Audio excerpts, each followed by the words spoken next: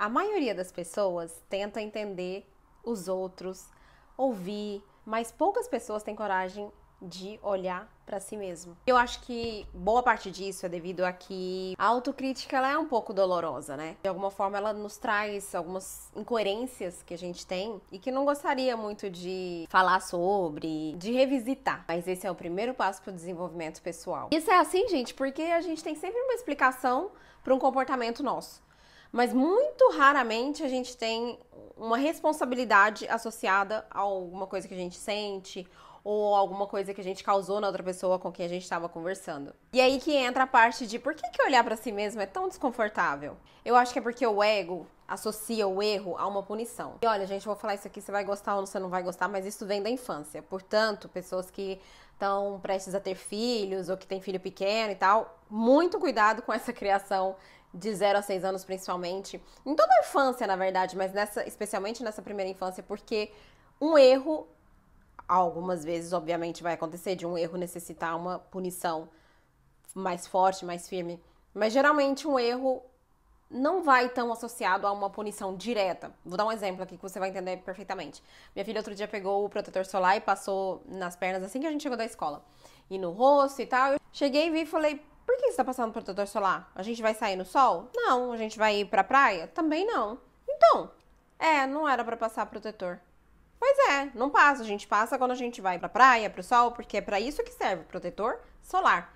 Então agora você não precisava pegar, né? Mamãe não precisava. Eu mostrei o erro, mas ele não foi diretamente associado a uma punição. Eu expliquei pra ela que se a gente não vai sair no sol, não precisa de protetor solar. Então o ego dela, isso é base científica minha, tá, gente? O ego dela não faz a referência de quando outra situação parecida chegar na vida, ela ter que se defender. Porque eu não a coloquei numa posição de vergonha, de constrangimento. Eu simplesmente expliquei que ela tinha errado e que não era pra fazer mais. E ela entendeu perfeitamente. Então eu acho que de alguma forma, se uma situação vai se repetindo várias vezes ao longo da infância, a criança começa a assimilar o erro à punição. E isso fica na gente. E a gente constrói esse ego, que é esse mecanismo de defesa, pra quando acontecer no futuro, a gente poder se defender de alguma forma de quem nós somos, né? Porque quando a gente passa a se observar, de alguma forma, é desconfortável.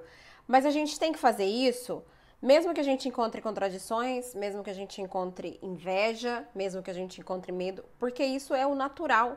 São referências que a gente teve em algum momento da vida. Então, ao invés de talvez negar essas situações, a gente precisa observar. Da mesma forma que, sei lá, um cientista observa um fenômeno, que aquilo ali está acontecendo daquela forma, mas ele em nenhum momento tenta modificar aquele fenômeno. É assim que a gente tem que se olhar, sem julgar, só se observar. Porque, gente, o nosso cérebro é um contador de histórias, assim, nato. A gente sempre vai ter um motivozinho, assim, pra justificar qualquer coisa. Então, eu respondi mal porque ele me irritou. Ou eu não terminei o trabalho ainda porque eu gosto de trabalhar sob pressão. Então, quando faltar 2 dias pra entregar, eu vou trabalhar. Mas isso não é real. Isso são formas que a gente encontra de aliviar um pouco a culpa. Porque a culpa paralisa. Ela não te deixa avançar, não te deixa crescer. Porque, sei lá, vamos pôr um exemplo aqui de um homem que trai a mulher. E ela fala, olha, eu descobri.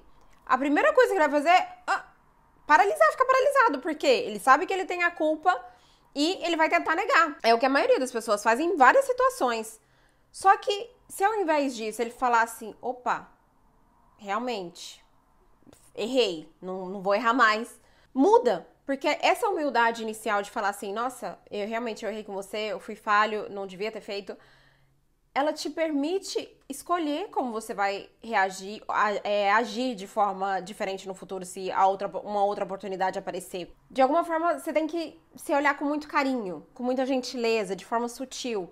Porque senão eu acho que passa de ser algo extremamente importante, que é o autoconhecimento, a ser uma tortura sem fim. Você se olhar e ficar te criticando, tentando te castigar. Porque se você se olha com essa gentileza, você acaba se conhecendo.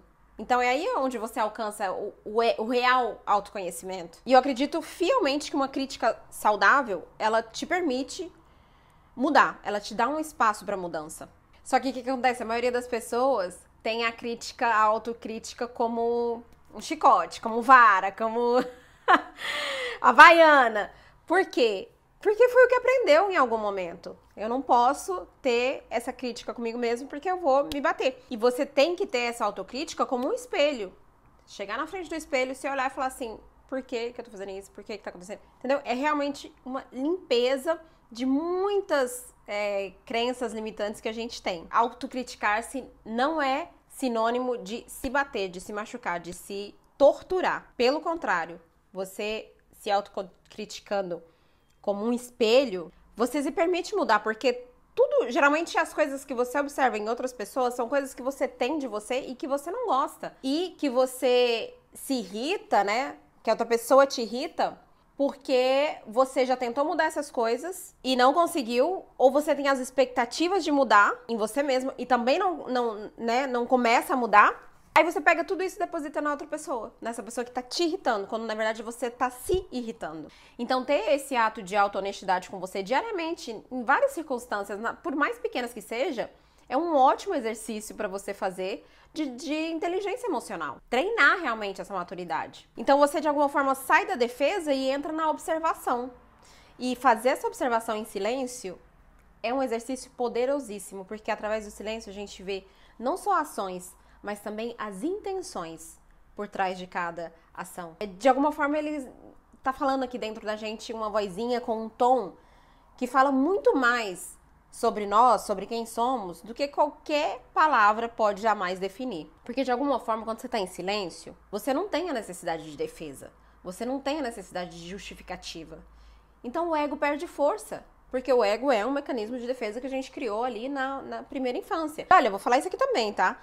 Não vale ter 30, 40, 50 anos e falar assim, ai, é que sabe, eu tive uma infância não sei o que, ai, é que meus pais tal. Em algum momento é você que tem que assumir a responsabilidade de absolutamente todos os seus atos. É você que tem que passar a ser o protagonista da sua história e deixar de pôr a culpa em ambientes ou de pessoas que tiveram influência na sua vida. Então, o ego perdendo essa força, o ego ficando de lado, o que sobra é só verdade, nua e crua. Então, para de achar que você vai mudar por ficar se culpando. Ai, é que eu fiz isso. Ai, nossa, é que eu fiz. Você vai mudar quando você passar a se observar. Você vai sair de um ponto que você tá e você vai para outro totalmente diferente. E é por isso que hoje, antes de sair desse vídeo, eu te convido a fazer um exercício poderosíssimo. Muito simples, mas muito poderoso. Feche os seus olhos e imagina uma situação em que você sentiria vergonha se alguém estivesse te filmando, por exemplo. Mas não tenta falar assim, nossa, eu não devia ter feito aquilo. Só observa a situação. Abre os olhos. É aí que começa o amadurecimento.